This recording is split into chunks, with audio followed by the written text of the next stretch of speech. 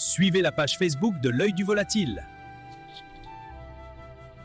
Suite à ma récente demande de suggestion de lieux pittoresques à découvrir, une personne m'a indiqué cet endroit. Après quelques recherches sur l'accessibilité de ce site au public, il n'y a pas de parking, pas d'aménagement, pas de chemin. Par contre, il n'y a aucune signalétique en interdisant l'accès. Cette partie de la vallée est classée ZNIEFF, zone naturelle d'intérêt écologique, faunistique et floristique en raison de la présence, entre autres, de chauves-souris dont certaines espèces sont extrêmement protégées.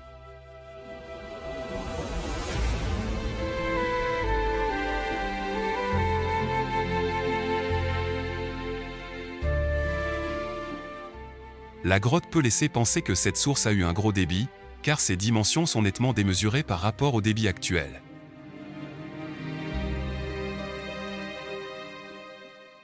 Origine de l'eau.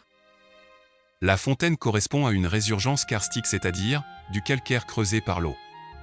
Cette eau circule sous terre dans les fissures et cavités du massif calcaire, puis ressort à l'air libre par une grotte au pied de la falaise.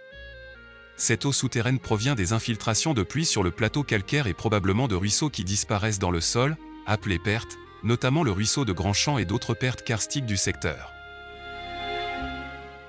Comment cela fonctionne? L'eau de pluie tombe sur le plateau calcaire, elle s'infiltre dans les fissures du calcaire, elle circule dans un réseau de galeries souterraines. Des spéléologues ont exploré ce réseau souterrain sur environ 1600 mètres derrière la grotte. Elle ressort à la grotte de la Fontaine Couverte, puis rejoint presque immédiatement la rivière Salon qui coule juste à côté. Particularité du site. L'eau sort d'un tunnel naturel d'environ 5 mètres de large et 3 mètres de haut, pénétrable sur une centaine de mètres avant d'arriver à des siphons où seuls des plongeurs spéléologues peuvent accéder. Ce phénomène est typique des paysages karstiques. Dans ce type de terrain, l'eau qui sort peut venir de plusieurs kilomètres plus loin, car les réseaux souterrains peuvent être très étendus.